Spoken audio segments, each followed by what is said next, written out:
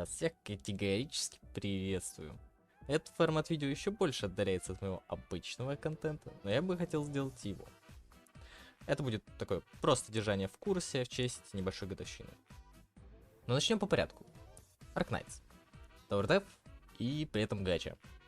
Первое я люблю, второе, ну, скорее нет. Гача это по сути рулетка.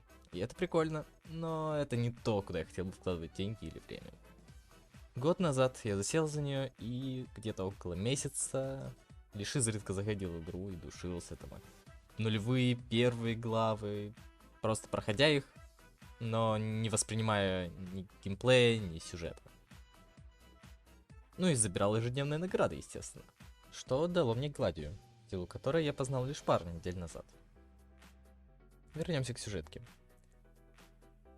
Первые главы были бы не такими душными, если бы меня заинтересовала сюжетка, и если бы я ее читал.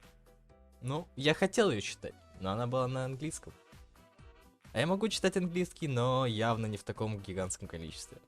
Ну, а сейчас хоть я и нашел сюжетку в интернете, но читать ее уже лениво. Хотелось бы, чтобы кто-нибудь вкратце, на русском, на ютубе, пересказал всю эту инфу, но пока такого нет, ну или я просто это не нашел. Если вы знаете, держите в курсе. Буду очень благодарен. Основной геймплей для меня начался со стадии S2-3, где впервые появилось что-то интересное, блоки. Отлично, можно менять врагам путь. Найс. Именно это вернуло мне уже почти утраченный импульс исследовать игру, ну и собственно играть в нее. Так что с некоторой помощью довольно скоро я заметил и разобрался с тем, что такое аннигиляция. И вот тогда понеслось.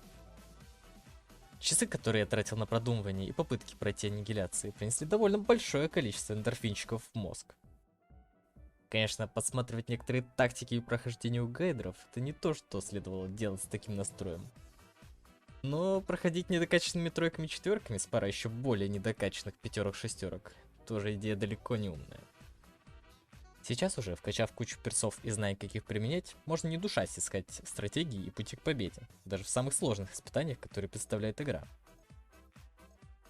Да, иногда, конечно, используя Ята и Техас, но кто из нас идеален, Так вот, перейдем уже к сути. Для меня ивенты, аннигиляции и аж части сюжетки — это лучшая часть арки, сразу за которой идет отличное аудиовизуальное оформление игры и, как его прямое продолжение, операторы. То есть, да, вот эти анимешные мальчики и девочки. О, дед, здорово! Вываливающиеся прямо из гача-пакетов нам в цепкие лапы. Роглайк кусок тоже очень хорош и дает свою долю тауэр-дефенского кайфа, который я не собираюсь получать, подсаживаясь на иглу макак, лопающих шарики. В конечном итоге я далеко не кит или какой-нибудь супер хардкорный геймер, не все медальки в этом мире собрал. Но как же все это было кайфово и кайфово до сих пор. В заключение. Если вы хотите поиграть в хороший, плотный такой TOR-деф с кучей контента, то вот он. Еще и история, говорят, хороша, но я не проверял. Если, я повторяю, если вам захочется подобного контента, дайте мне знать, чтобы я мог поддержать в курсе на разные темы по арке, ну или чему-нибудь еще. Но без пинка делать этого я не буду. Мне еще анимации размером побольше 20 секунд делать и фиг писать, чем я, собственно, и займусь. Всем здоровья, счастья и спасибо, что смотрите.